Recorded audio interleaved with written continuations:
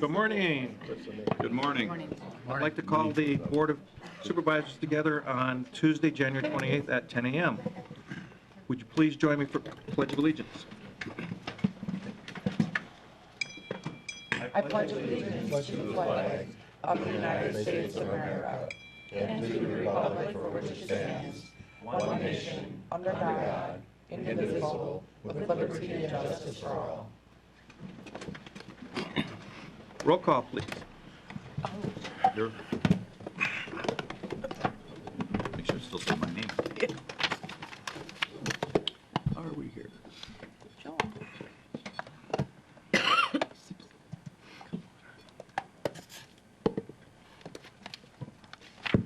We have 19 present, 2 excused. Presentation of the agenda. Move to approve. Second. All in favor? Aye. Correspondence. You'll note the unassigned fund balance. Does anybody else have any correspondence they would like to add or notate? Public comment. Is there anybody in the audience who would like to make a public comment? Please approach the microphone. Tell us your name and address, please.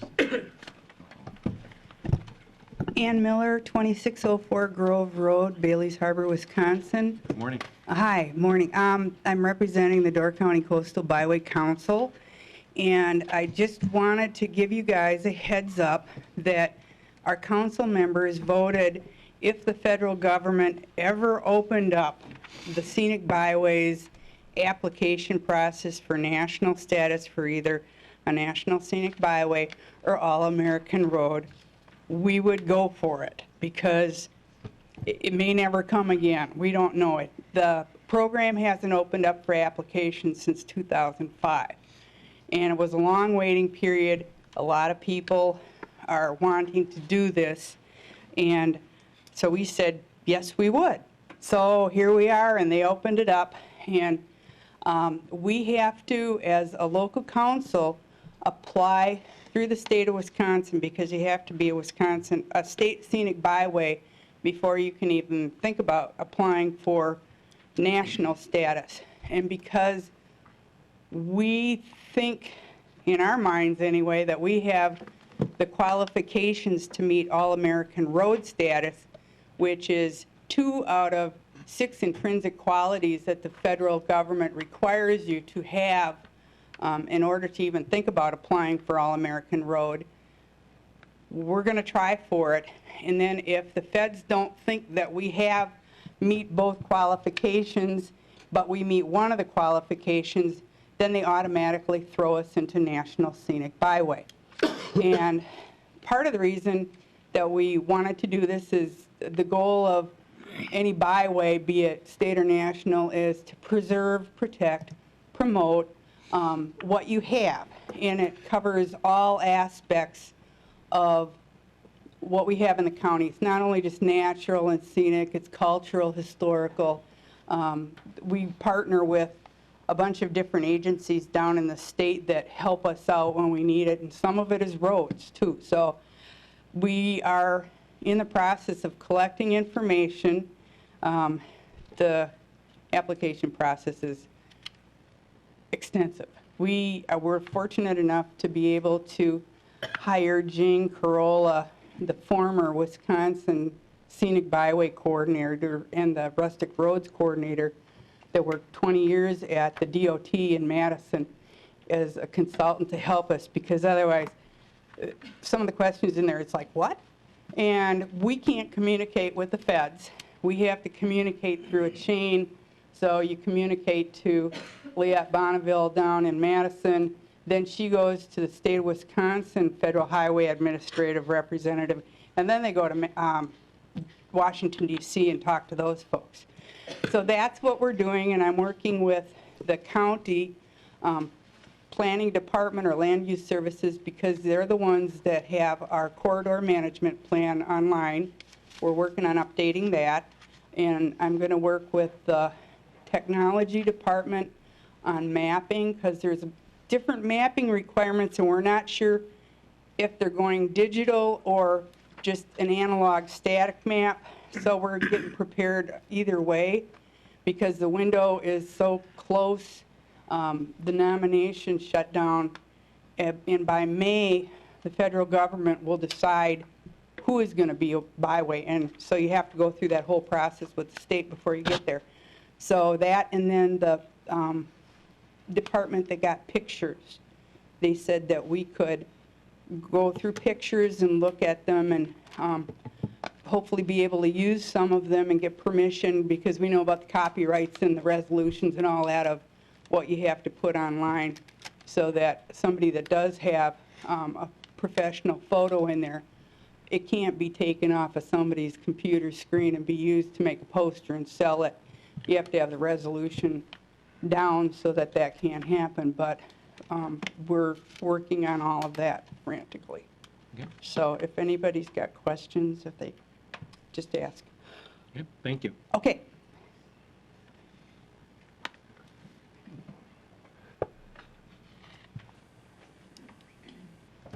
Good morning. Don Fricks, 8305 Corner Line Road. I'm thrilled to see the first resolution today, so I'll put that right up front. And then, but I do have some objections to parts of resolution number 3, the advisory committee selection, and I would hope that there's a temporary halt to approving this resolution until 3 members of the advisory committee that I don't think reflect a broad spectrum of public interest and perspectives to advise the county soil and water to meet the legal requirements here. So I'm specifically Bray Cycle Farm, Olson Family Farm, and Door County Cooperatives. I think these are special corporate business interests that are running and who depend on an unsustainable business model, exasperating herbal antibiotic resistance and attacking biodiversity with the monocropping, and the whole business model is counterintuitive to protecting or being in favor, advising the county on soil and water conservation. The second resolution, so maybe we could get 3 different people on the committee that are actually public interest rather than corporate agriculture interest. Resolution 2020-04, Assembly Bill 544. It's whereas there's absolutely no assurances of any of the flowery intentions mentioned in the for Door County that we might get some money, so therefore we should resolve to be in favor of this resolution. If there was a little more information on the resolution, it would say, whereas being a completely nonpartisan county government unit and not one single Democratic state legislator is supporting AB 544, whereas AB 544 was presented to the Legislative Committee with little discussion, and a fully formed resolution was mysteriously ready for the agenda by Thursday morning. Whereas AB 544 is reported in the information packet, has the Republican majority controlled Joint Committee on Finance instituting new financial requirements on the Department of Administration, weakening the authority of our newly elected governor who appoints the committee chairs there. And whereas the GOP-led Joint Committee on Finance somehow seems to be failing to address workforce housing crisis in the normal state budgeting process and needs to appropriate $10 million from Wisconsin Housing and Economic Development Authority, while they're refusing to accept $1 billion in federal money to help alleviate, maybe find some other money in the, somewhere else in the state by not taking the federal Medicaid money. I don't think anybody here, if you want to have any semblance of a nonpartisan group, should, resolve to vote in favor of your resolution number 4 today. I think it needs to go back and maybe come back to the committee when they've got some bipartisan support. So that's my 2 things. Thank you for listening. Thank you. Anyone else? Please.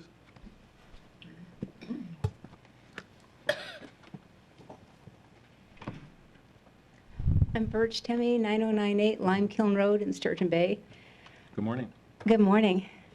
You'll be discussing green tier today, and I strongly encourage not only the county but also the city of Sturgeon Bay to adopt this program. Last October, the U.S. Conference of Mayors declared a national state of emergency in the United States to deal with catastrophic climate change, the effects of such. And there is no question that, first of all, I've got to put this out there. I am not a doomer. You know, I don't believe the sky is falling. I believe there's a lot of carbon dioxide in the atmosphere that is warming our atmosphere, that is causing storms, fires, droughts, floods, the likes of which we have never seen in our lifetime or the several lifetimes before. I believe that most of that is caused by human activity, carbon dioxide emitted into the atmosphere. I believe that we as human beings can do something about that, and so does the United States Conference of Mayors, which is why they declared a state of emergency last October, and they also voted to override the current national administration, federal administration, and deal directly with the Paris Climate Accord. And Green Tier is a program that is simply a baseline. It is a way that we as small communities can do our part to identify where we are, where our energy use is, how we're dealing with, you know, trees and our infrastructure, and what we're doing to mitigate climate change, which is now spiraling into feedback loops because of the additional carbon dioxide in the atmosphere, the amount of coal that we are burning here in Wisconsin, which is one of the largest coal consumers in the nation. And every single community, I believe, has to do its part in taking action to mitigate what we are doing. Now, last spring, a group of us experts in the community, myself included, formed an ad hoc committee, and we're working with the city of Sturgeon Bay right now to break down the various components that we can deal with. There's one group that is looking at all the buildings, all the municipal buildings, to see where the energy losses might be identified and what we can do to rectify them. Another group is looking at traffic patterns and, you know, what we can do with the vehicles that the city uses. Another is looking at farming and how we can benefit the farmers in a way that is more amenable and helpful to the environment, to reducing the amount of carbon that we're pouring into the atmosphere. And Green Tier, as I said, is a baseline. You can go as much or as little as you want. Some of the benefits of Green Tier is if you are a Green Tier community in a Green Tier county, you are eligible for grants to help do some of this work, and also to pay for the infrastructure to mitigate some of the issues that we're dealing with. And a secondary benefit of Green Tier is, frankly, it helps the visiting public realize that Door County is committed to preserving the nature, you know, the beauty of nature and the beauty of our environment that we are so famous for. And even those two reasons, I think, would be enough to adopt the program. But in addition to that, it also raises community awareness. What we're proposing for the Sturgeon Bay group is start putting signage up that visitors and citizens of Sturgeon Bay and the surrounding area can see what we're doing, you know, can see the benefits of changing to LED light bulbs and how much energy savings that is for the taxpayers, but also how that affects the amount of carbon dioxide reduction in the atmosphere, what we're doing as our part to help influence the rest of the community, everyone who lives here, to do our part. So, as I said, I really encourage you to listen to this presentation with open ears and an open mind, and think strongly about adopting the program for the benefit of the community, the business, and everyone who lives here. Thank you. Thank you. Anyone else? please.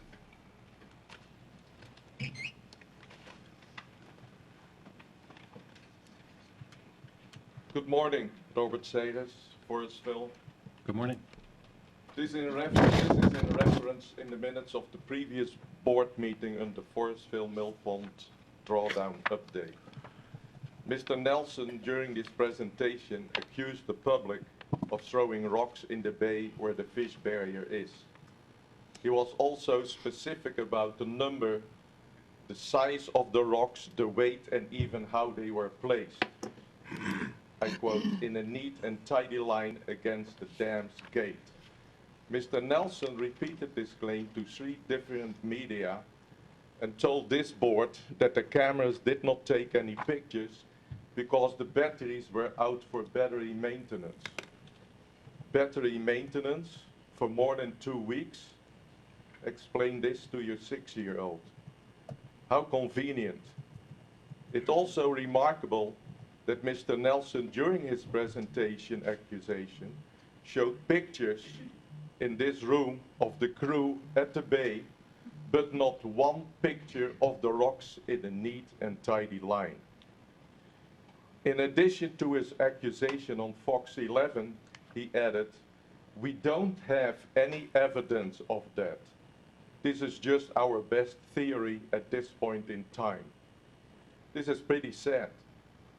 This makes one wonder if the core values as displayed on the front page of Door County's website are still valid, or are they being rewritten by some officials?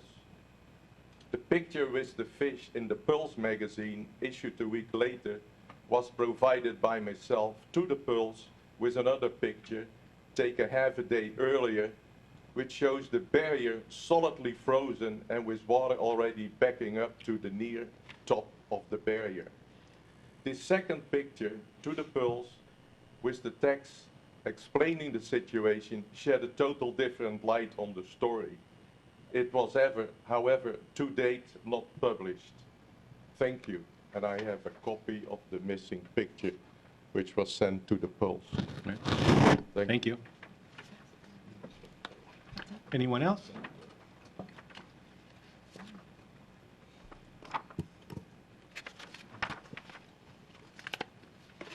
Christine Reed. Good morning. Forestville. I live on the Forestville flowage. I've talked to some of you one-on-one regarding the health bulletin from the Door County Health Department, and some of you in committees. And so here's an opportunity with everybody in one place to try to bring that to light. At the time that you voted, the health bulletin had not been issued yet. The story was that there were 3 cases of blastomycosis in 10 years, so it was considered a low risk. And I heard of it first at the town hall meeting in December of 2018. Laura Jorgensen brought it up in that meeting. And so I was curious and started looking into it. And there's a lot of information. You can easily find out lots of information about blastomycosis simply by going online.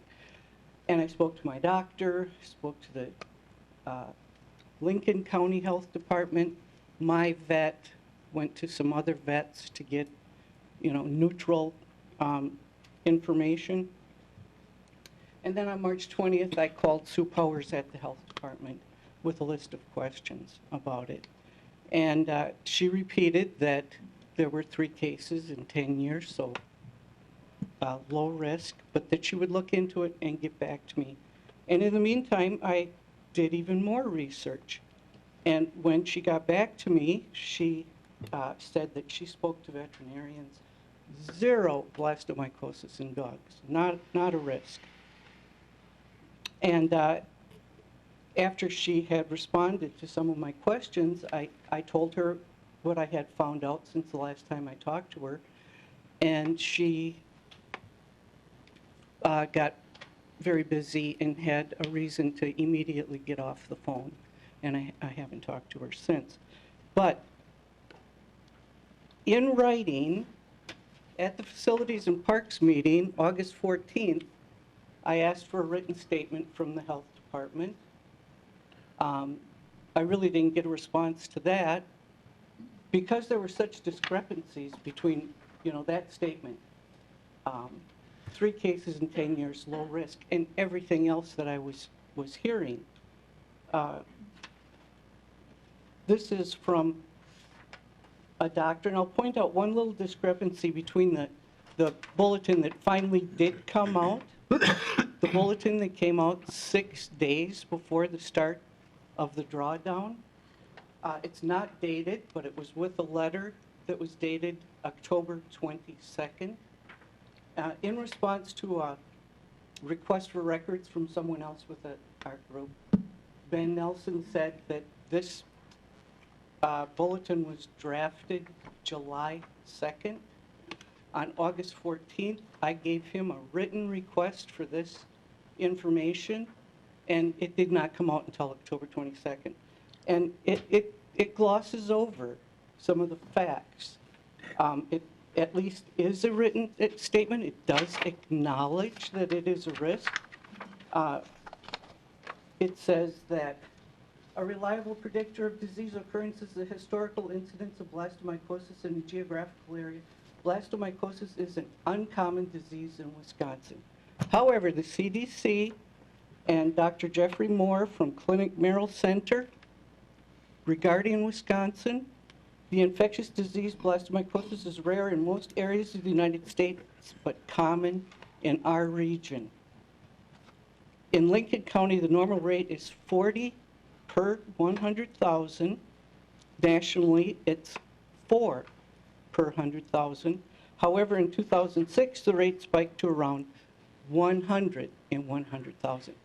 That's when I called the Lincoln County Health Department to find out why. And that happened because of the drawdown of the Prairie River, which would be very similar to the drawdown of the Forestville flowage that we're dealing with. When temperatures get above 50 degrees, the risk is increased. It's increased for children, elderly, anyone with a compromised immune system, respiratory problems. That almost covers everybody living around there. That would put at risk hikers, bikers on the Anape Trail, people that go there to fish or just to observe the wildlife. Another discrepancy, this bulletin finally says dogs are also susceptible to blastomycosis, which had been completely refuted. It doesn't state that dogs get blastomycosis 10 times more susceptible than people because their nose is to the ground and they have some autoimmune problems. So there is a bulletin, finally, and my question is, if you had that bulletin on or before January 22nd when you voted, would you still vote yes? Are you prepared to put the people who visit there or live there at the kind of risks that are spelled out in this? And I have information that shows this is glossed over, making light of it. One other thing, the memorandum for county administrator has a line item, Mill Pond project. County is drawing down the mill pond to compact the sediment over a 2-year period. The sediment can't be compacted when it's swept out into Lake Michigan. And for weeks at a time, sediment has been transporting through the valve at the dam.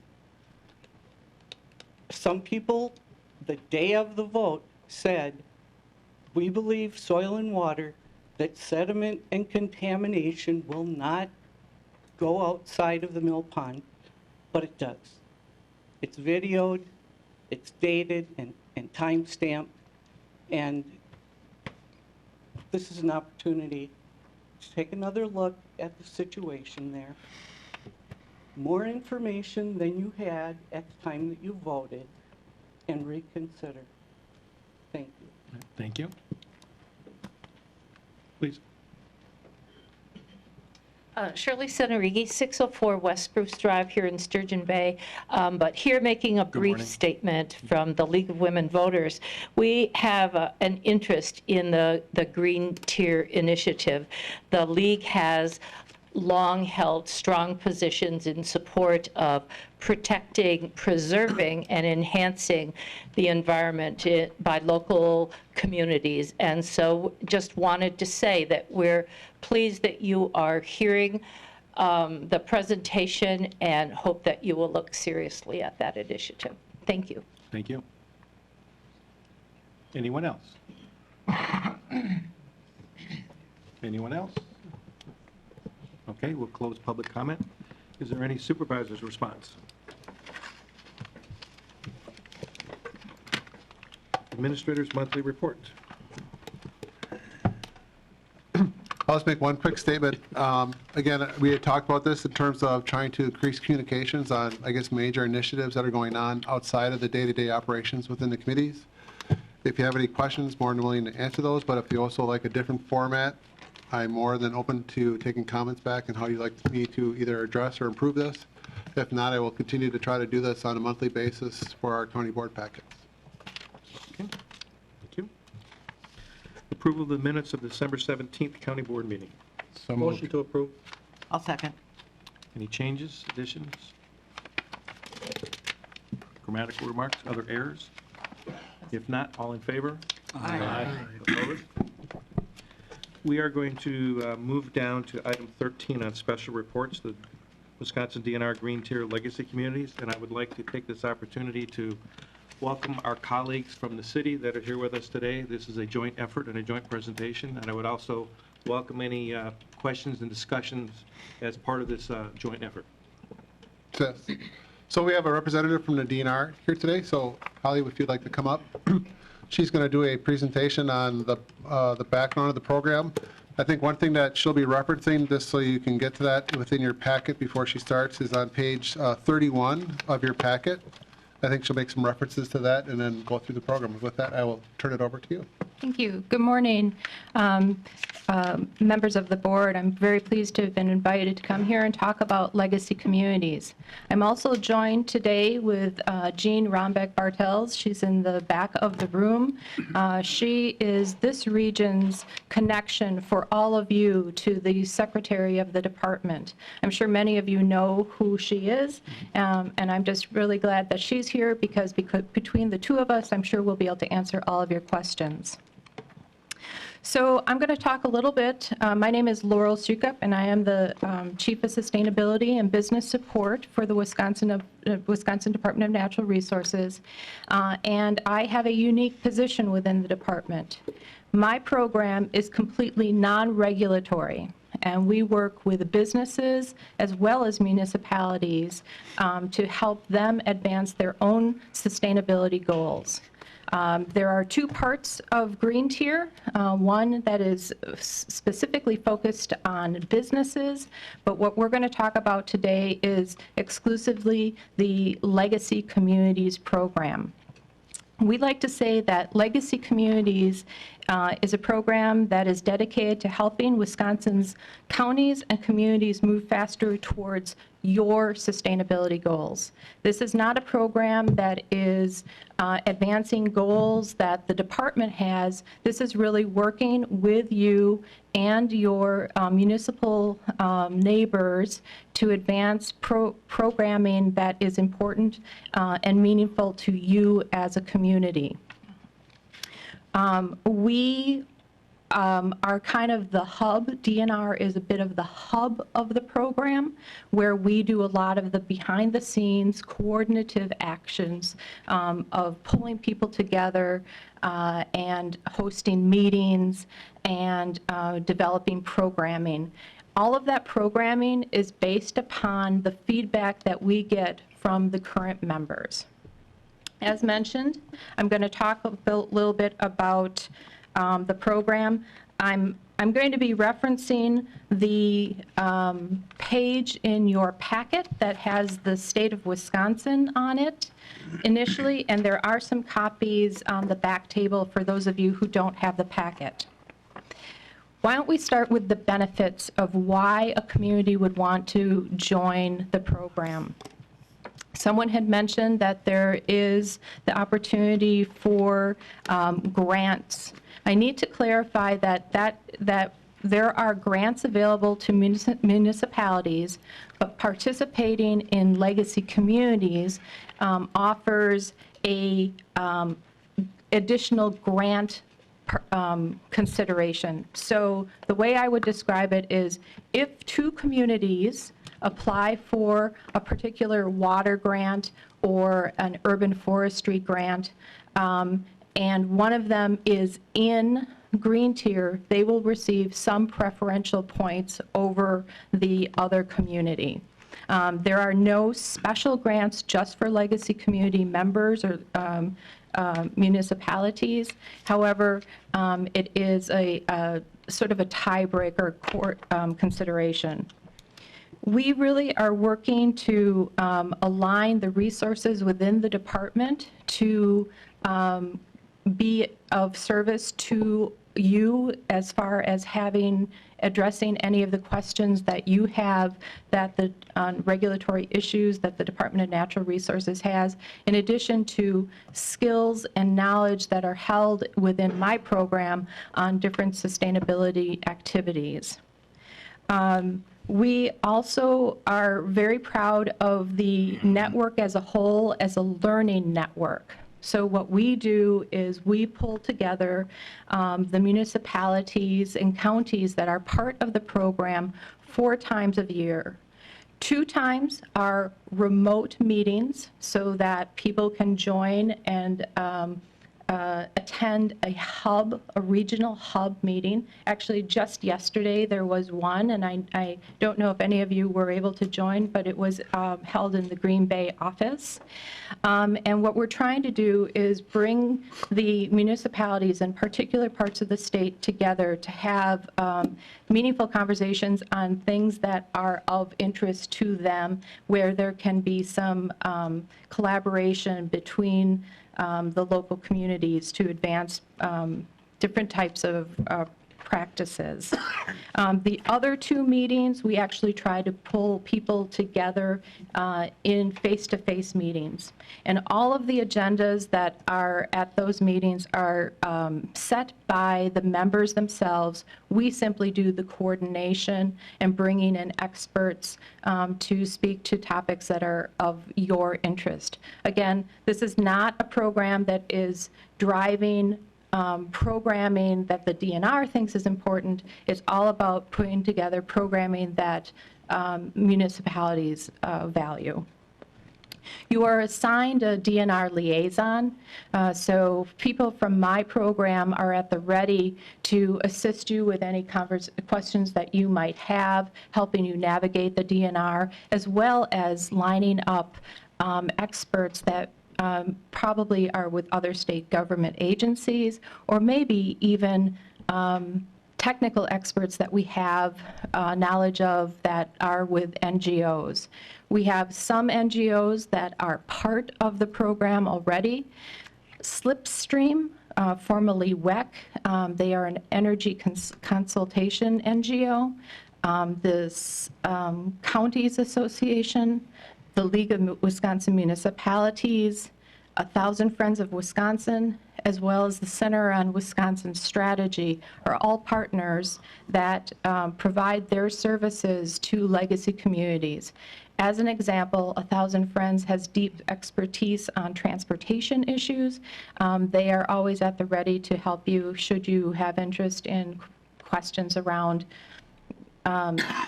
green infrastructure or transportation infrastructure. We also provide a bi-monthly Sustainable Strategies webinar series where we try and put together programming that is got timely topics about relevant information that, again, is of interest to all of the municipalities in the program. We are really proud of the regional collaboration opportunities that are becoming more and more apparent because of the way we are growing. And you can see that we have about 4 counties now and 24 municipalities. We actually have critical mass where we're able to do some joint grant applications. And for those of you who do grant applications, you know that it is always more powerful when you have multiple partners signing on for that to increase your opportunity or to be recognized for grant opportunities. And we are also very pleased that people are using the Green Tier logo to brand their efforts and to make sure that they are able to communicate to not only their citizens but visitors about the community's commitment to their environmental practices. So how you participate is that the initial step is that the community needs to adopt a resolution, because we certainly want this to be a joint commitment from the community that everybody is on board for this. We say that when a community joins Legacy Community, it's the entire community. So we try to support people in your purchasing area, all the way to your fleet managers, to any other program on the municipal staff. Well, when we look at the makeup of those that are actively participants in our meetings, we have mayors, we have planners, we have city engineers, and so it's a very diverse group because of the diversity of the topics that we cover. After you adopt a resolution, we ask that you use the Sustainable Strategy Score Sheet, which I believe is also in your packet, to baseline where you are, a snapshot in time. Because one of the commitments that we ask municipalities to make is that you measure where you are, and then each year you develop a report to kind of look back and see what have you done, what were your accomplishments over that year. Our goal with Green Tier, be it with businesses or with municipalities, are you taking little steps forward? Are you having continuous quality improvement? We also ask that you do participate in those meetings and you engage with your neighbors and share your experiences. Some of the best things that have happened are at each meeting, we allot time for all of the communities to talk about what they have been doing, what's exciting, what are the things that they're struggling with, so that this can be a learning network and people can leapfrog technologies and blatantly steal good ideas and bring them back to their own communities. It's the, I think, most highly prized aspect of the network, to allow people to get their hands dirty and talk about things that they are struggling with or things that have worked really well, who their consultants are, and how they have written grants or what has been successful for them. The report, the annual report submittal that I mentioned, is due every year at the beginning of in the first quarter. And that's very important for a number of reasons. One, it is a way for you to communicate to your citizens how well your community is doing. It's a way to baseline and understand what you have accomplished as well as where you may want to go next. In addition, it is allowing us at the department to aggregate that information to make sure that we're able to talk about the successes of the communities as a whole.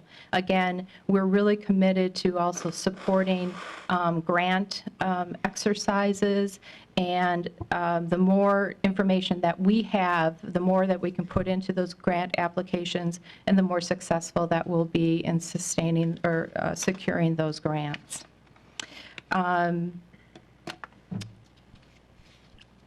There is no specific requirement of how much you participate in the network, other than obviously the reporting.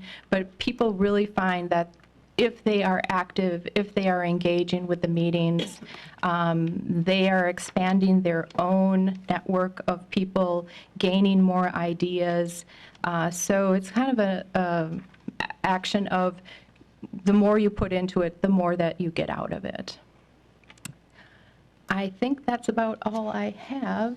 Do you have any questions? Yes.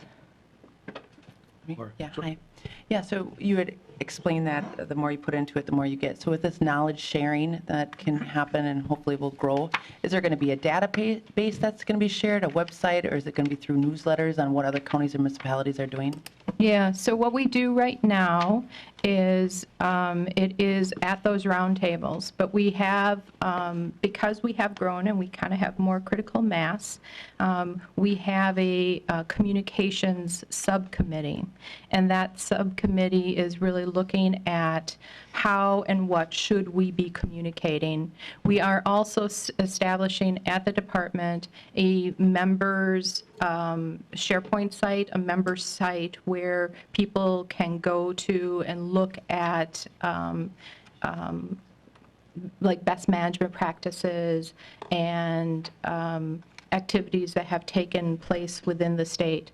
We are really committed to highlighting activities within the state because we all know that it's wonderful if there's a success story in California, but Wisconsin is unique and we have our own constraints, be it weather or what have you, and we want to propagate and make sure that we're talking about things that will work in Wisconsin. Helen? Well, thank you for coming. I would like to maybe have you clarify a little bit. I sit both on county board and on the city council. And so it's been discussed in both places. And how do you see the relationship, you know, if this would go forward, how do you see the relationship between the city and the county? I've heard some people say, well, the city has to go first and then the county, or the county, and is the city under the county, et cetera? Yeah, so we have some examples in other parts of the state, and there is no necessary order of operations. The county could join first, the city, or vice versa. There is also no need to think of it as far as the city being under the county's directives. We have worked very hard to have meaningful options on our sustainable score sheet that are relevant to cities as well as counties. And we also know that sometimes those don't line up, that there are some things that counties will never be addressing. It is more of a city type of topic. So we feel that the greatest benefit, though, is that opportunity to connect together, where perhaps this is more of an unusual situation where you have a lot of engagement, but other parts of the state, we are one of the forums that bring the county and the munis together on a more frequent basis than they have on their own. David? This may be more of a question for the administrator. Should we decide to do the referendum, become part of this, resolution, I'm sorry, and become part of this, what departments, employees, and such might be in time and energy expended at the county level? But I think what we had talked about, and one of the things that if we would move forward, you know, I had a proposal of actually putting together like a sustainability committee for the county, and I would see that this would kind of house underneath that. And then in terms of involvement, this, as it's mentioned before, I think there's a broad spectrum where I guess departments could get involved at various times, depending on what they're working on and what issues they're trying to address. Because again, if you look at it from a sustainability standpoint, there's always those opportunities to make decisions that may or may not be more sustainable. So I think it'd be more related to, it's maybe tied to the administration office as far as where it's housed, but how it works with departments, I think it's going to ebb and flow depending on The project the involved. project involvement and what we're doing. So obviously Wayne's area, transportation, those are some low-hanging fruit departments that probably, you know, hit up I guess, very active in land and water, planning, even public health, and some of the things we do there, I think, are all susceptible of getting drawn in a little bit. And then in the second question, I've sat in various committees and department boards as well. And in the past, we've been presented as an example that, well, if you're part of this, it's valued as points towards grants and that stuff. Can you give us examples of, because this is the first time I've heard of this entity, and I've seen grant applications and I haven't seen it referenced on there. So give me examples of how this becomes recognized as an entity for those grant points. Right. You know, River City USA, those kinds of things, you can all reference points and that stuff. So the grants that I'm referring to are grants that are administered by the Department of Natural Resources. I was just informed recently, we got a contact just this week that Bird City USA on their score sheet asks if you are part of Legacy Communities. And that's an example of a national Right. organization. And they have made that choice on their own, and I mean, that's wonderful. There could be other examples. The grants that I was referring to are water grants, certain water grants, as well as urban forestry grants that the department administers. So Wisconsin-based grant Correct. programs, if a federal or other level of organization chooses to, that happens to be one of them you mentioned, would be independently listed. Right. And we do continue to network with other state agencies as well as federal agencies to ensure that they understand that in our score sheet, that criteria that is meaningful to them as an organization is identified and encouraged through the score sheet. And I guess we were successful with Bird City. Okay, thank you. Susan? I'm wondering what the plan is for what happens after today. I mean, we are being educated, and I'm sure you have a plan. Perhaps you could share what would be next? Well, again, I've been working with Josh, the city administrator, and again, I think we wanted to have both the city and the county hear the same presentation, so the city can pursue, just as she mentioned, their own path in terms of moving forward, because we can, I guess, take our own separate path. Again, I would propose in terms of a process that we would refer this back to the administrative committee, where they could, in essence, assign me to, I guess, pursue looking into this and bringing this back forward, and I would see it actually coming back in April as part of our rules of order, where we'd update that and make this a formal committee, whatever we call it, we do it at that point in time. But again, I think we go through that process, and then once we have that committee formed, we can actually go through and look at formally adopting the resolution and moving that forward, so. John? Should we pass this, is the county anyway obligated going forward for anything that we have to do, shape, matter, or form? No, you set your own priorities, you set your own goals, and there is nothing that the department will require you to do. To be in good standing in the program, we do ask that you supply us with that baseline and then an annual report. But all of the information in that report is reflective of what you have chosen to do. So those are the only two obligations that the county would ever be liable for? Yes, we do encourage you to participate in the meetings. And what I will say is I mentioned the 4 meetings a year, 2 that we bring people to a local hub, 2 that we ask people to join in person, but we always make available the opportunity to tie in via Skype or some electronic medium. Just going on and on. So, can I clarify that? So I guess the question is, in our decision-making, does it require any type of impact on our decision-making? So let's say we're doing invasive species, and when we use item or chemical A and there's chemical B, we have the right to choose You have the either one of right. those. You're not dictating any of our decisions in terms No. of how we operate. No, those are all your decisions. And the score sheet, the sustainable strategy score sheet sometimes is also unnerving for people because we cover waste, we cover water, we cover transportation. It's quite a long list, and all of those things, it should really be thought of as a menu and definitely not mandatory. You choose what your focus is and what your county or community's priorities are. Vinnie? I have a question on the score sheet overall and maybe and how long the 4 counties that are involved, how long they have been in the program. And as I look through it, it seems like it's probably different for every county based on what services they have charge over or what work their departments do.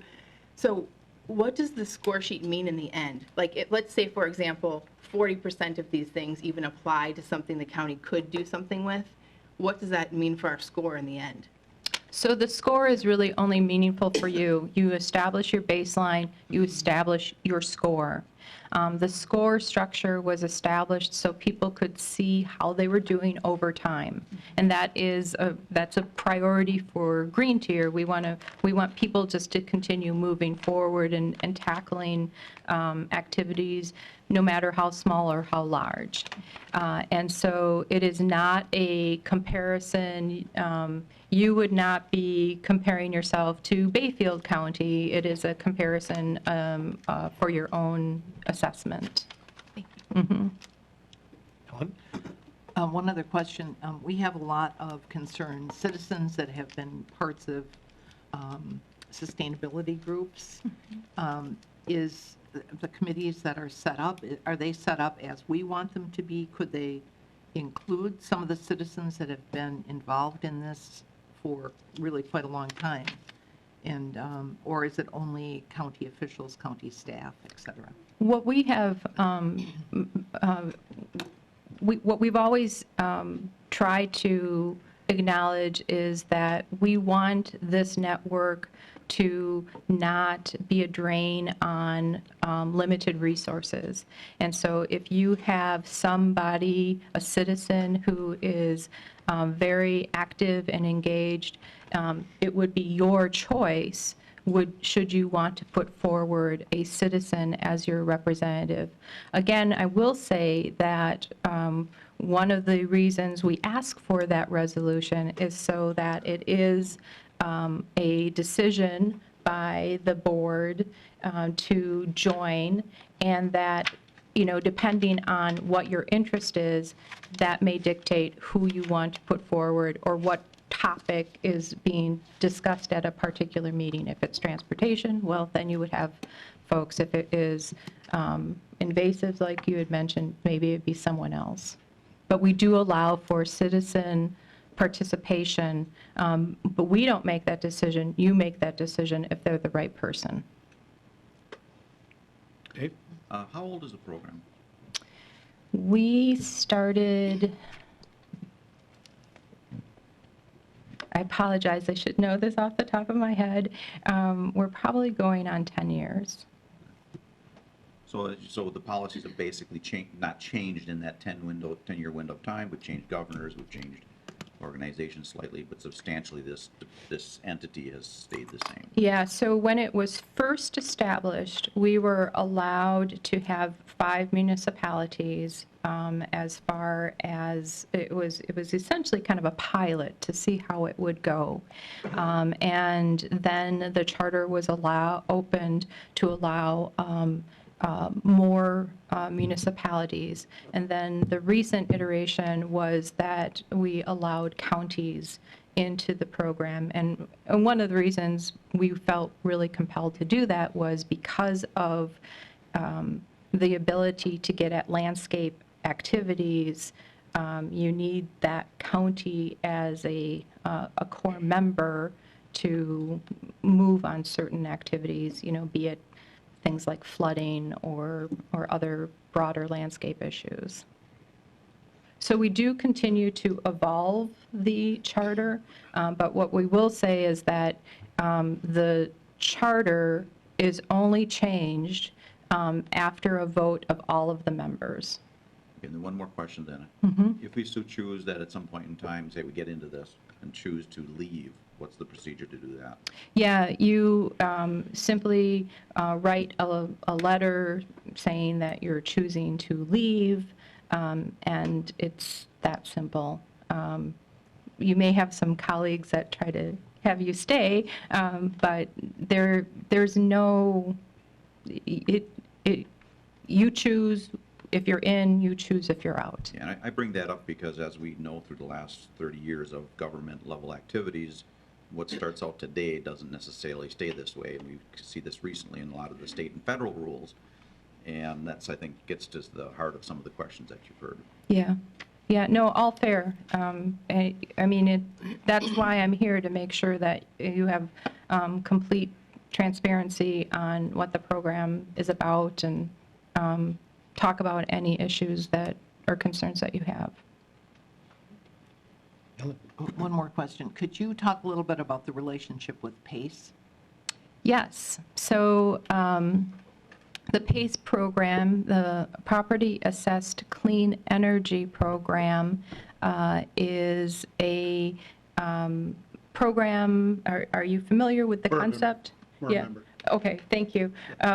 So our relationship is that we believe that it is a very advantageous program for counties to facilitate, because it has a direct benefit on economic development and business opportunities. And as I mentioned, my program is sustainability and business support, and the PACE program is definitely something that we feel supports sustainability in all parts of the state. Does that help? Any other questions?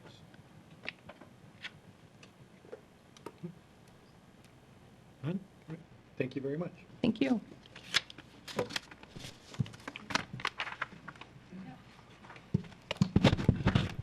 Okay, we will move up to any business and resolutions. Resolution 2020-01, celebrating the 100th anniversary of the League of Women Voters. Susan? I move that we pass this resolution proclaiming celebrating the 100th anniversary of the League of Women Voters. I'll second that. Okay. Whereas the League of Women Voters was founded by the four mothers of the suffragist movement on February 14th, 1920, to help the 20 million women enfranchised by the 19th Amendment carry out their new responsibility as voters. And whereas for 100 years, the League has utilized grassroots and nonpartisan engagement to inform citizens, improve government, and defend democracy.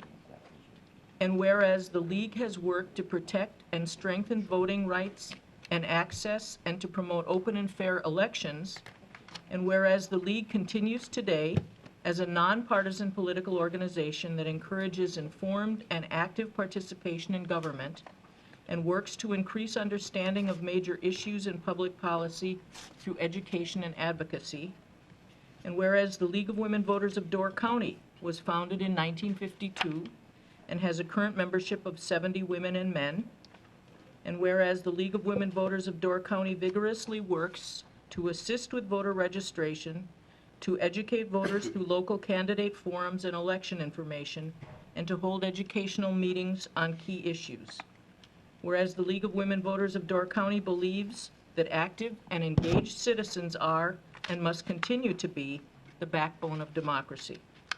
Now therefore be it resolved that the Door County Board of Supervisors proclaims February 14, 2020 as the official date to celebrate the League of Women Voters on its 100th anniversary, and in particular to commend the League of Women Voters of Door County for almost 7 decades of significant contributions and efforts to strengthen democracy for all the people of the County of Door.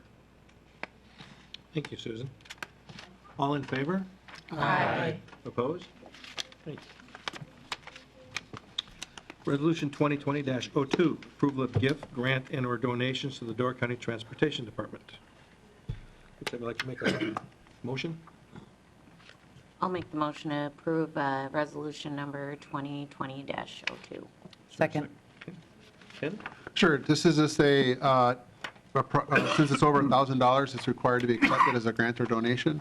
And again, you can see under the, this is related to our transportation program of donations that were created last year in terms of trying to help fund our program. And again, you'll see there's some from Kroger in the amount of $2,000 in increments of $2,000 per year for a total of $10,000. Any other questions? If not, since we're involving money, we will go to the voter board, please.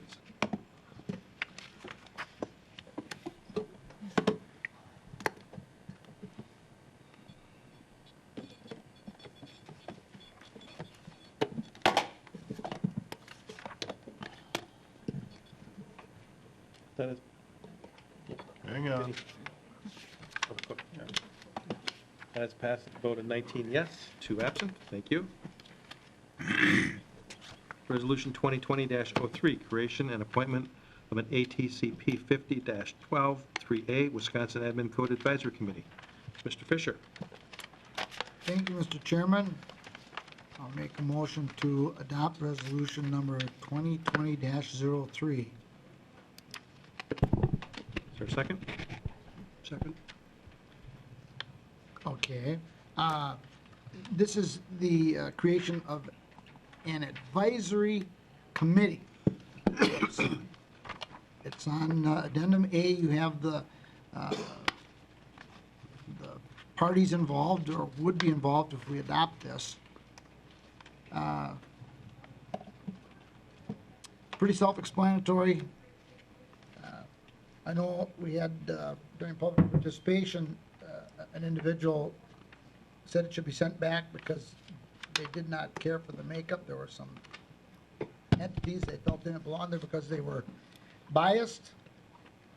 Gosh, I hate to go out on a limb, but there are entities on here that I feel are biased in the other way. And I brought that up at our meeting when we passed this. And I've given it a lot of thought over the last couple weeks. I don't know. Like I say, I'll go out on a limb. If I'm the only one that votes no to this, so be it. I've done it before, but I don't like the makeup here. I find biased entities on the opposite end. I have no concern with the farming entities involved, but there are others that I think we should discuss it a little further before we pass this as it is. That's my take on it, but it's here.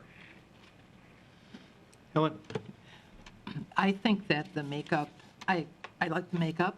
I like having entities from both sides of the spectrum, because if there are issues to be solved, you cannot eliminate one part of the issue and then expect it to be solved. I think that having the farms is important because we do need to make changes to farms. Farmers are aware of that. And I think some of the conservation groups also have valid points. If you sit down and discuss something together, I think you have a better chance of coming up with changes and also solutions.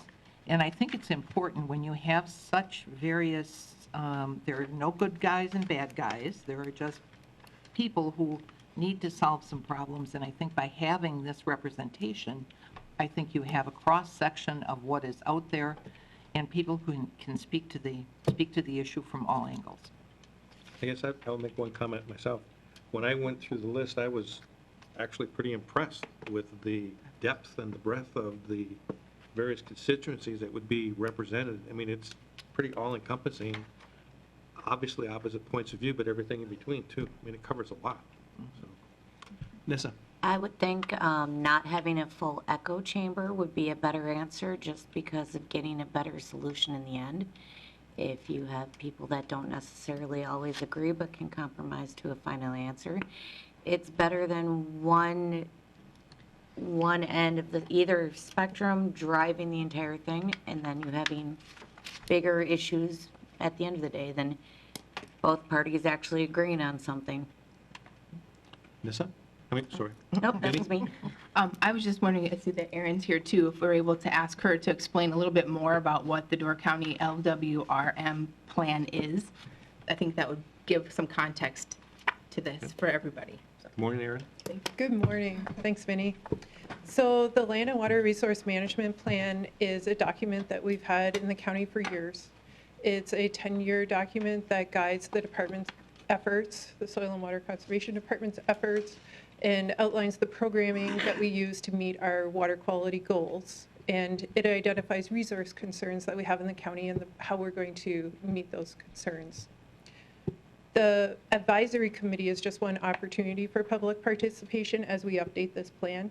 It's specifically called out in ATCP 50 that the LCC appoint an advisory committee that reflects a broad spectrum of public and other interests. And it's ATCP 50 outlines who we should include on this committee. And I've spoken with each of the people that are on the roster that we provided as an attachment to the resolution. All have agreed to participate and provide insight into our efforts as we update our resource management plan. I'm happy to answer any other questions that you might have. Laura? Yeah. I too just wanted to echo a small portion of the agriculture business representation. I think with them having firsthand knowledge, that is helpful because of the implications of rules. My question though is, what are the terms of these parties involved? So how long the committee will so meet? You said that it's appointed by the statutes or how that looks upon, but is there a rotation? It's a limited duration committee. So the timeline that we're under to update the land and water plan is we've already started updating our resource assessment. We'll be having public participation input sessions outside of this committee that are available to the public to participate in the third week of February. And the local advisory committee will meet between March and June. We have to have our plan, our draft revised plan by June, and then present it to the Land and Water Board in Madison in October. So it's not a committee that's going to be standing for a number of years. This is a limited opportunity for people to provide input as we update this plan. And then we'll use the plan to guide our department efforts going forward. Susan? I'm hearing concerns about the appointments on this committee, and I'm wondering what the discussion was at the LLC. I mean, this is a resolution coming from that committee, and maybe what the vote was going forward, whether they were comfortable with this. Because if not, I mean, maybe sending it back to them for a month to talk it over further is a good idea. Just a thought. Ken? Thank you, Mr. Chairman. Yeah, don't misunderstand my earlier comments. The concept of this is fine. I'm okay with this. I'm on board with it. It's just, I saw this as being weighted in one direction. And I think it could be a little more balanced, that's all. But the theory of it is fine, okay? So, Can you tell us what the vote was? I think we all voted for it. Because on the concept is very good. You know, to have an advisory board like that, we were all in favor. We were all the committee voted in favor, and the roster was part of the resolution that was presented to the Land Conservation Committee. Dan? Well, I think when I brought one thing up, and it's in the resolution, is that it's hard to form a committee of 14 people. And I brought up, make sure that they're not all going to get paid because it costs like $1,000 or $2,000 a meeting, and that's in there. I think it's amazing that you get 14 people of that many diversities to want to serve. You know, it's hard to put the committee together. And Ken says they're maybe bent to the left. I talked to somebody else, say they're bent to the right. That's good. So. I didn't say which direction it was bent in. I just said it appeared unbalanced. That was all. But the point is that someone else thinks it's the other way, you know, so that shows you got a good committee. Dave?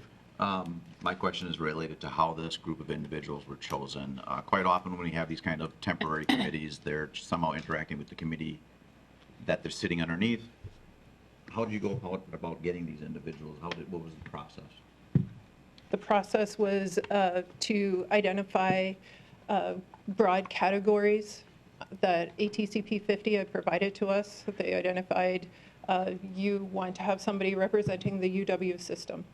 So we'll use that as the example. So knowing that we had that broad category, we talked internally within Soil and Water and identified that we've been working with Greg Kleinheinz, UW Oshkosh, on both beach monitoring and beach projects in the past, as well as our groundwater monitoring program that we're working on now. So we use that as an entity who's been partnering with our department, who is familiar with the issues in Door County and represents a broader area that was identified within ATCP 50 that we'd want to participate on the committee. And so using that as the example, we identified a number of people who would be good candidates. I spoke with each of them individually and explained what the committee would be and the expectations for the duration of the committee and outlined what we were trying to do. And I believe every person that I spoke to enthusiastically agreed to participate. So I was really pleased that we were able to put this together. So in this case, this was a group of individuals put together by the department. The whole project was basically done by the department, then brought to LCC for review and moving forward. Correct, and we brought the roster in front of the LCC.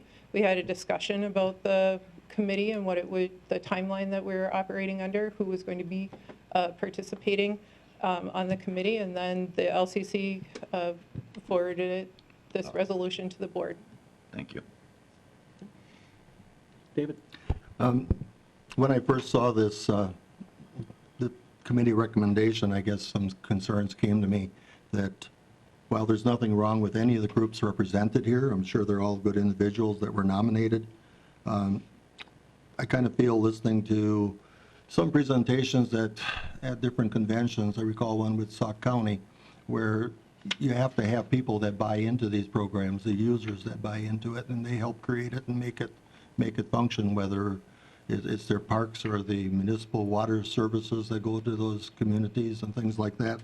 So there's a couple farmers on there, but I think we also have a lot of orchard owners in this county. We have municipal water services that might be represented. You know, we've got 3 reps from the environmental groups, the Land Trust, Nature Conservancy, that I don't know if they're going to be partners in creating a working plan as much as some of the other people might. There's also the Visitors Bureau and EDC, but I think there's other businesses in the county that are not just ag-related, but, you know, landscaping, so forth. The UW Extension are sometimes good resource people that work locally with the local people. And also the tech schools, those that are teaching and working in ag-related businesses and working with those students. So I guess I'd like to see it go back to committee to take some of those things under consideration. Erin? If I could. Yes. So this, as with all things, is a balance. We wanted to limit the number of people that were on the local advisory group to a manageable size so that we could successfully have conversations within a manageable group size. As I mentioned, this isn't the only opportunity that there is for public participation. Other venues will be provided for entities such as those that we could specifically reach out to and invite them to bring their concerns to our public participation sessions that we're having in February. As well, there will be a public hearing process related to this where anybody can come and offer comments during the public hearing. So I don't want you to think that this is the only opportunity that there is for participation as part of this plan development. To Supervisor Engelbert's question, did you go after any of the orchard growers? That's a large chunk of this county right now. So, let me refresh my memory. We do have Matt Stasiak, who is emeritus at the Peninsular Ag Research Station, who had worked with a number of the orchard growers, looking for somebody who has a broader connection to not just one orchard, but to a variety of fruit growers was my goal there. Although you have 3 farmers on it, specifically milking farms, two milking farms on it. So But if those we are want to go, specific individuals, so as an so example. for example, let's look at Brycycle Farm, the first one that's on the list. They're also participating in the Demonstration Farms Network, which is part of a group of farms in Door and Kewaunee County that are implementing practices and doing demonstration projects and field days. So it wasn't just specifically the individual owner, but also the fact that they're participating in the Demonstration Farm Network that brought them to the list. So for this committee, I was looking for people who not only had a personal connection, but were also able to represent a broader interest. And so for the fruit grower side of things, I thought that by including Matt Stasiak, that we would be covering that topic. And he understands that that's part of his role, because he has a wide variety of capabilities Yes, as well. I had that conversation with him. Anybody else?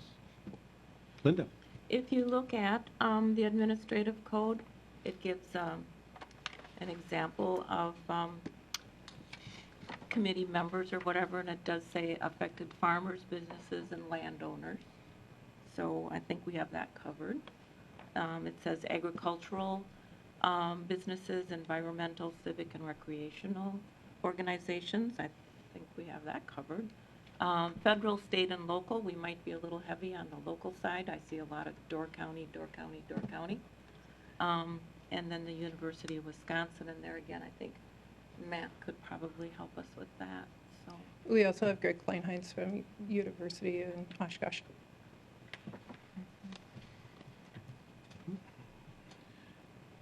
Susan? I guess just one last thought.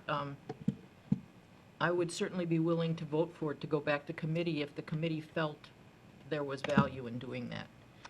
But if they feel like this is a matter of we just have to vote, do we agree with this process in general, or do we not, then that's a different thing. So if there's any guidance from the committee, I would appreciate it. Vinnie?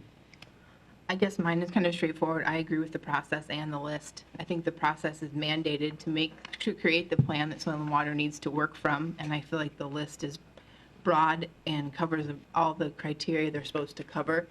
And I had the same question in the committee about opportunity for public to respond as far as larger public or individuals specifically that are interested and want to be a part of this, and there's multiple opportunities for that through the public sessions and through the hearing process. So I felt the entire thing sits well with me, so.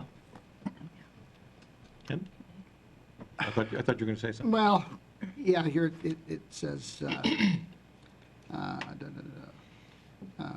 the third point, that whereas a county land conservation committee, when preparing an LWRM plan, must appoint and consult with a local advisory committee, must appoint.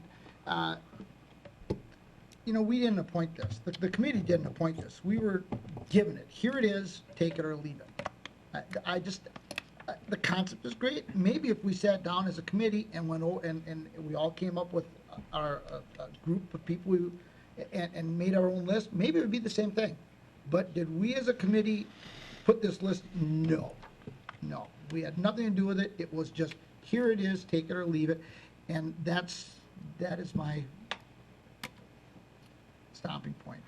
I mean, I guess I would like to see it go back, but if it has to be done right now, if it has to be, well, then okay, pass it and let's move on, because it probably will work and the concept is fine. Bob? Thank you, Mr. Chairman. I did attend the legislative committee, the Land and Water Committee. There was discussion. We talked about a lot of the same points that were brought up today about different representation. I don't think going back to committee is going to change this at all. I mean, they really need to get working on this, and it's a good list. I think we should vote for it. Thank you. Dan? Well, I would wonder if we would send it back to committee, Kenny, how would we do as the committee? Start interviewing people individually and see if they wanted to be on?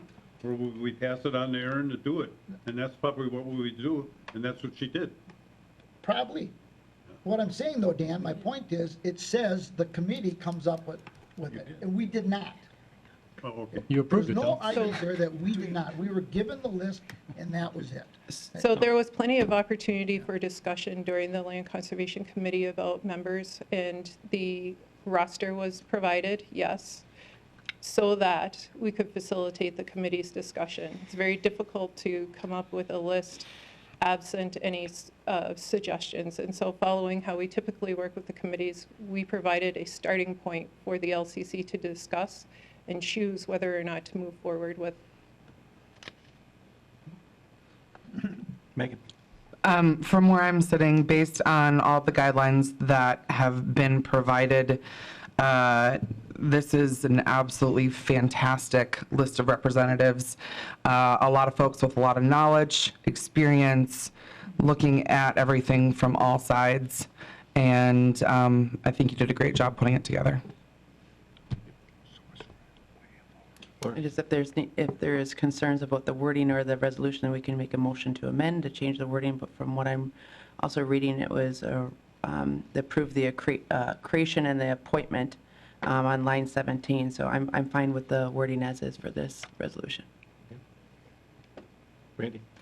I got a question for Aaron. Once this committee comes up with their recommendations, does it come back to the LCC and we get a kick at it before it gets passed on somewhere else? Absolutely.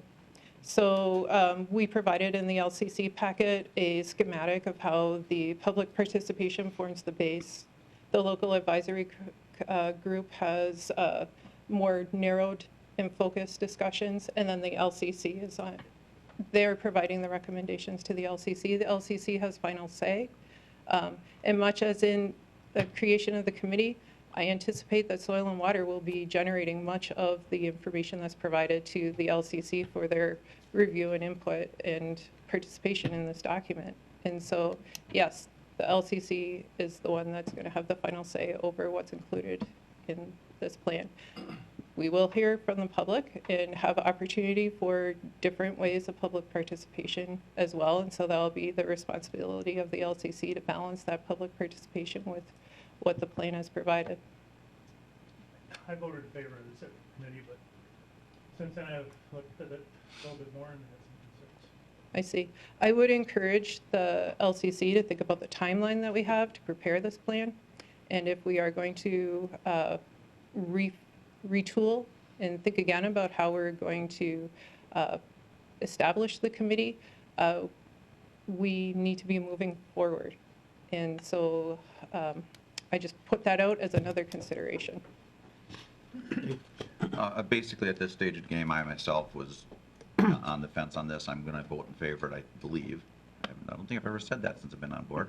Up front.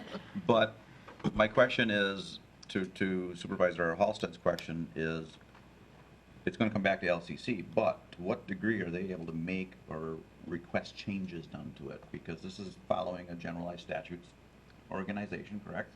You're having an obligation to follow a certain pattern. I was talking about the plan. Yeah, right, Sorry the to plan, that's interrupt. what I mean, the plan. The plan, When the yes. plan comes back to LCC for review, to what degree are they going to have the ability to make alterations or recommend alterations or send it back for alterations? They can operate within the time frame that we have to generate this plan. And if I think the most helpful and specific change requests will be ones that we're able to implement. So if it's a general, we don't like this section of the plan without a direction, that's not something I'm going to be able to incorporate into the plan. But to get to your question, they will have opportunity to review the draft plan and provide input. And we can certainly give updates to the LCC as we work through it, so that they have opportunity to participate. Not only here is the complete plan, yay or nay. Yeah, so this is not the kind of item where a state of Wisconsin mandate requires you to redevelop, rewrite, and they just basically have to approve or disapprove it. They actually have the ability to send it back to somebody if they see an issue and it needs to be resolved in their mind, in their view. And that would be our department as authoring this plan, and we can have conversations about what needs to be in the plan. You're right, there are certain programs that we are mandated that we need to include within the plan, and we need to continue to follow so that we can meet our goals of protecting water quality, protecting groundwater, and so on. And so for me to say that they have complete latitude and flexibility would not be a fair representation. There are things that need to be in this plan. The content is very clearly laid out. We need to identify resource concerns. We need to identify our objectives and the programs by which we're going to implement actions so that we can meet those goals and objectives. And I'm hearing concerns from members of that committee that are acting like they're worried that something may come back in a format that is not in their committee's view. And whether or not they can go back and get it altered, or if they're stuck with accepting it. I think I would turn it to the committee to answer what their concerns are. Aaron, I think my best advice to you is allow the process to go forward. Again, if you recall, it's an advisory committee. We have examples of an advisory committee. For example, we have CATS. So CATS has a lot of authority over our technology. They're managing millions of dollars of our equipment, and they provide input to our Public Safety Committee, and they provide good guidance to our committee to make a decision. Should our Public Safety Committee not like that advice, they can refer it back to CATS, or they can say, no, we don't agree with that decision for CATS. Likewise with this, you're putting your best faith effort in, you're putting together a committee. I consider this similar to smart growth. Remember that whole process all the communities went through with smart growth? Put together a committee to make sure it's broad as possible, but it goes through that process and you have faith in it. This one's a little bit different in that the legislation actually, or the statutes actually say, try to target these types of areas. And we try to do that. But again, the whole idea is that you're still going to go through a public process. You have this advisory committee that you hope is providing the best expertise and giving you some guidance. But ultimately, it is going to be LCC that could say, we do not like this aspect of the plan. They could send it back to the advisory committee, or they could literally strike it out of the plan. That's the authority of the committee, not the advisory committee. So I think my advice is, I understand some of the concerns, but you can send it back. We could change 2 names. They'll come back up. Someone else might like that name, and we'll be going back in a cycle. I think the staff did a lot of effort in trying to meet some of those objectives of what the planning process is. It's a planning process. Let the process go through. Let the committees do their work. Allow LCC to do the review to make sure, and the staff to do the jobs they're assigned to. But I think they put together a good faith effort for us to move forward. I understand the concerns, but I think address the concerns as they arise. I think we need to put faith in the process and the people that are involved. And in reference to that, you bring up one of my examples of a subcommittee that I was thinking of. That, though, however, that CATS committee is a 100% Door County committee, not required by the state or anything. This, on the other hand, is a subcommittee created because of the statute writing. I wanted to make sure the statute writing did not say that the LCC did not have the authority to question and ask for changes on the final report. Right, but where do we get most of our expertise for CATS? And where do they live? The difference is the operational procedure of a statutory requirement of this subcommittee as opposed to a voluntarily county-based subcommittee at the CATS level. I'm just trying. I just wanted to make sure that LCC had the authority to review it and not be forced into something they weren't happy with. I understand that, but I'm just trying to say, in your relation to CATS, it's a Door County committee, but most of our expertise is from out of Door County. Agreed. And but I don't know the statutory rules of this subcommittee. We're looking for the best expertise to address our issues within the county. And if I can get that from California or wherever, we can get those expertise to give us some guidance. Let's leverage it. Why are we scared of knowledge? Let's leverage it. And I'm not worried about an advisory. Okay, it's just all right, advisory. Enough. We're going to go to vote. Okay. We have enough discussion. John. I was unable to attend this LCC meeting. And all I'm going to say is those of you that have been around a while, you understand sometimes that when something's presented to you at a committee, you don't always have the most and best of time to review the situation. And that is what maybe happened here. I don't know. I'll say again, I wasn't there. But one question I do want to ask, who's got the hammer?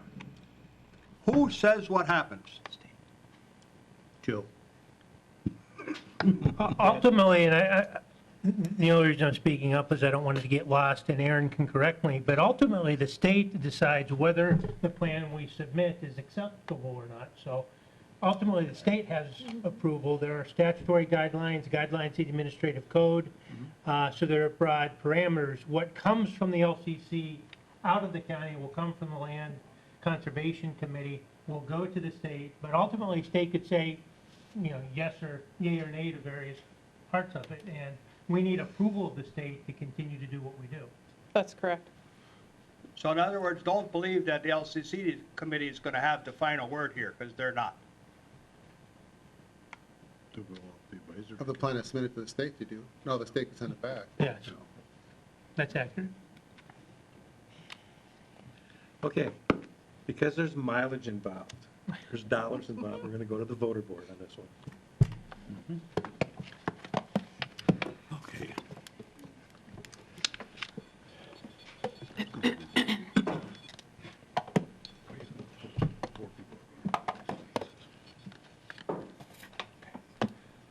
Helen?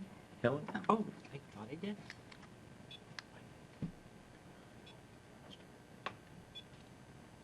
That's passed on a vote of 15 yes, 4 no, 2 absent. Resolution 2020-04, support of Assembly Bill 544, workforce housing tax credit. Nancy? Thank you, Mr. Chairman. I would like to make a motion to have resolution number 2020-04, support of Assembly Bill 544, workforce housing tax credits. There a second? I'll second it. And I'm going to leave this up to our wonderful administrator. Sure, so what this is a bill that's going through the state right now. It did go through, we had Joel Kitchens present, it did get through the legislative side of the House, now it's got referred to the Senate. Again, what the bill is working on is trying to identify not additional tax dollars, but it's actually funds within WIDA with the H that'd be used for workforce housing. And the main target is that what they had identified as an issue in working through, I guess, housing across the state of Wisconsin is that a lot of the money that's coming into WIDA is actually going to primarily our urban areas. If you can think of those, for example, Milwaukee, Madison, Appleton, Green Bay, that type of thing, the urban cores. And what they're trying to do is they're understanding that across the state, there are significant housing needs in what are considered also rural counties.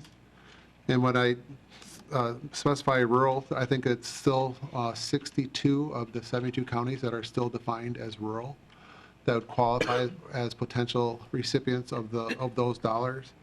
But in essence, what they're trying to do is to set up a pilot program where they're going to use initially $10 million that'd be used towards targeting rural counties that would be used for workforce-related housing.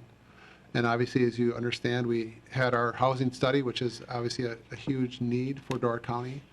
And they're looking for assistance in terms of getting us through the legislative process.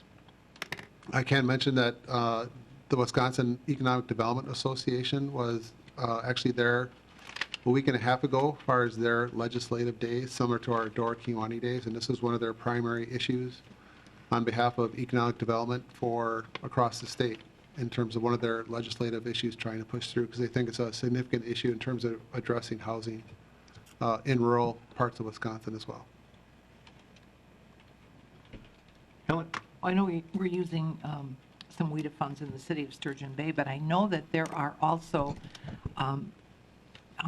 areas in Northern Door that need smaller housing developments, and wondering how this fits in with those projected developments for workforce housing in Northern Door or Southern Door.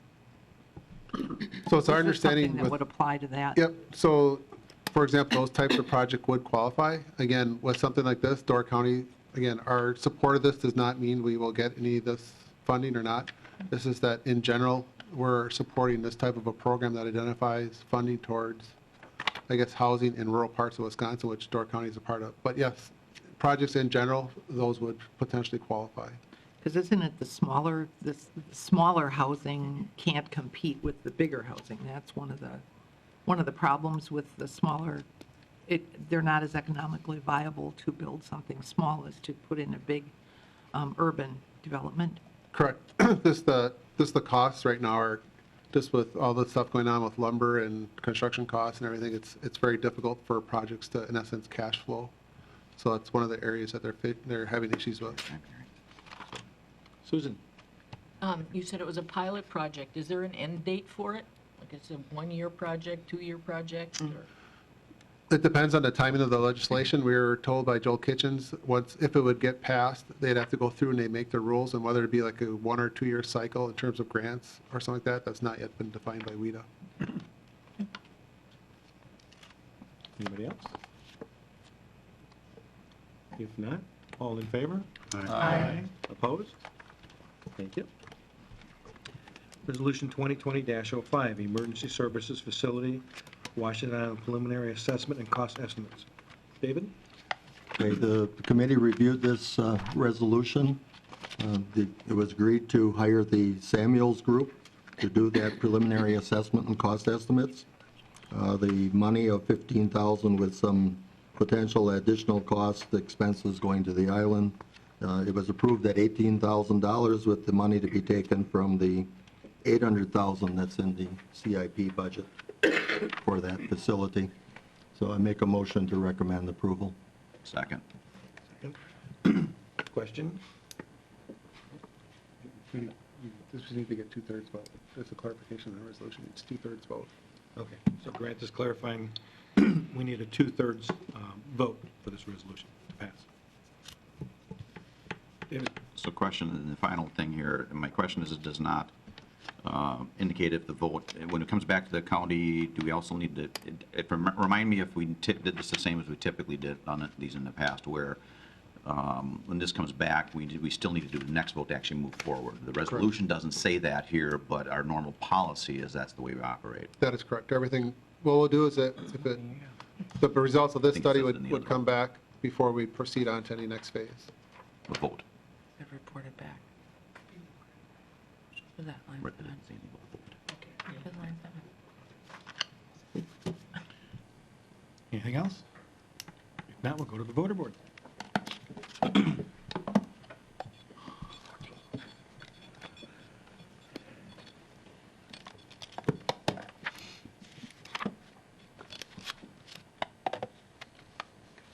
That is passed on a vote of 18 yes, 1 no, and 2 absent.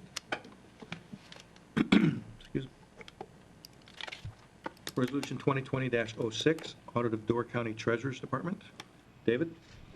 Okay, the Treasurer's Department, we're looking at doing an audit there. The range was from $15,000 to $18,000 on that. There's a new computer program that will be used in that department in finance is coming up this year, and we'd like to have everything in order in that department for that transition. So I recommend approval of Resolution 2020-06. Second. Second. Questions or other discussion? Just a dumb question, if you don't mind. Lines 8, is it really one word, Clifton, Larson, Allen? Mm-hmm. Yes. Oh, really? I didn't notice that on the finance paperwork. Linda? Correct me if I'm wrong, but doesn't Clifton, Larson, Allen perform an audit annually of the Treasurer's Department? They do our audit of, what we consider a global audit of all of our books, but they don't do an individual audit of a department itself. Well, if they're doing their due diligence and they have their checks and balances, is this like a super duper audit that we need, or? Yeah, this is I guess what I would consider is entirely different. So when they do an audit, I guess, and Steve's here, but when they do an audit of I guess, all of our books, they're really reviewing all the paperwork that, I guess, flows through the finance and all of the transactions from that standpoint. This will be actually looking at, I guess, what's actually occurring within the Treasurer's Department. So a lot of times you'll see when they do audits, I know even before I started here, every once in a while, some communities will actually pick a random department and they actually do a deep dive in that department as far as their procedures. So it's actually somewhat common in the sense that you'd have this type of audit done of a department, even though you have an audit of the organization overall. Linda? Sorry. Actually, to even put a little bit more history onto this, over a year ago, I came across an article from the National Counties Association of Counties, and there was articles in there about wanting to go in depth with doing procedural audits specifically. I actually brought that article to Mark Janiak's attention when he was here, but he was on his way exiting out. Steve and I had a conversation about it also, and I think this is now the time, since there is new software coming in place. It's got that sweet spot that if you're going to do it, now is the time to do it. So this is some information that was brought to my attention through an article I was reading. I spoke about it briefly at one of the finance committees a long time ago, and it's just a fit now for this. So to give that helpful tidbit of just some people of this county supervisors information on it. Thank you. Bob? Thank you, Mr. Chairman. To continue the education, I'm just looking at the first line there. External financial and operational audit was deemed appropriate. Is that, was that from the committee, the finance committee? So I guess my two questions are like, who deems it appropriate, and then how often will this be done for the treasurer's department?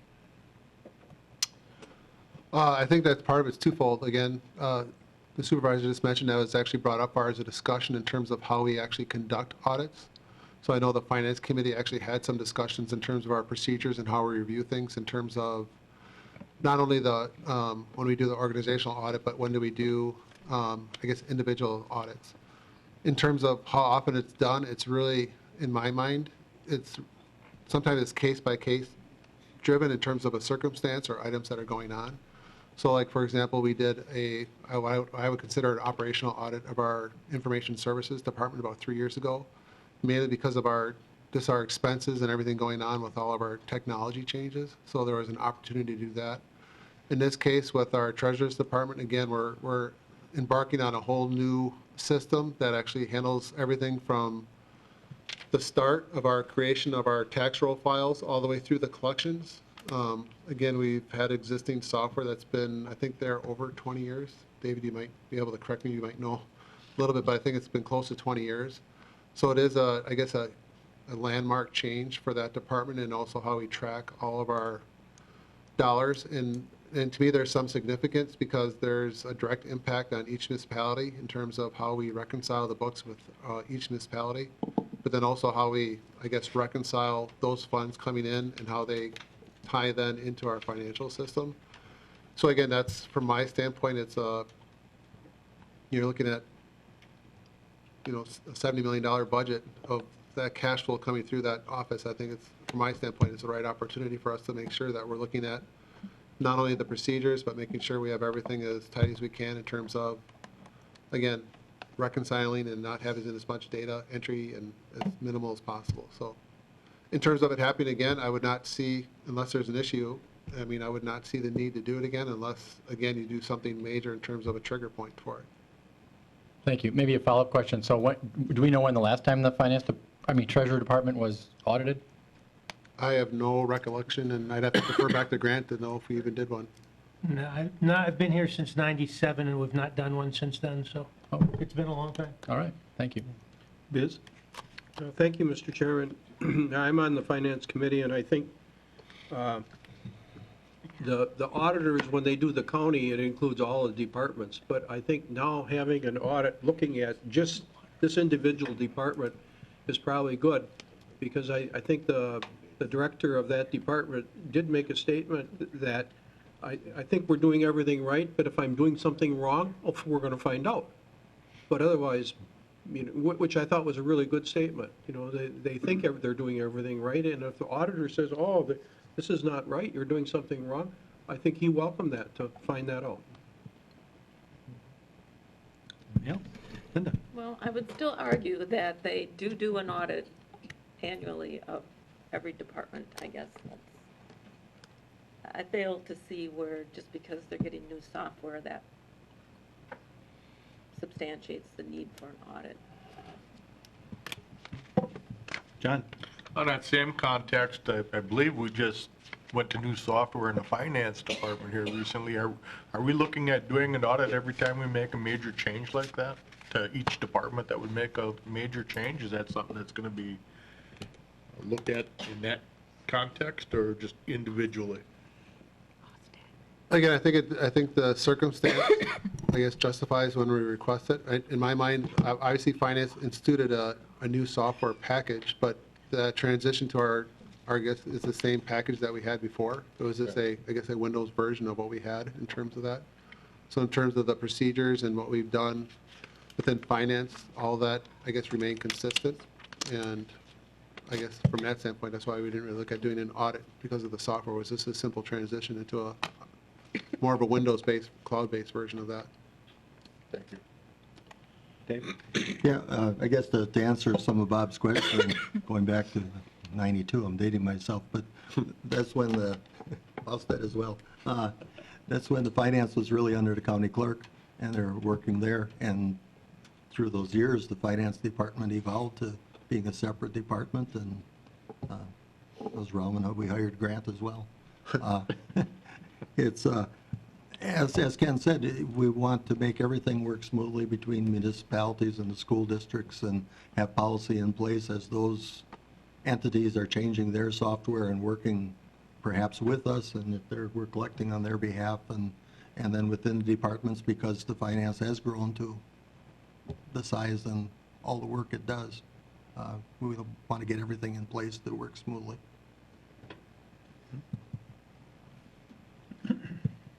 Anybody else? We will go to the voter board. Two-thirds. Yeah, two-thirds.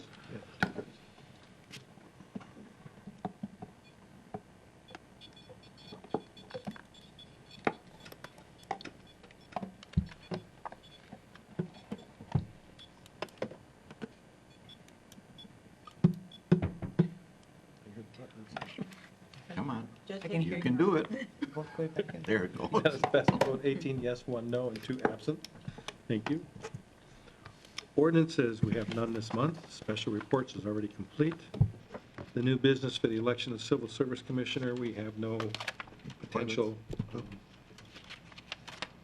appointee yet.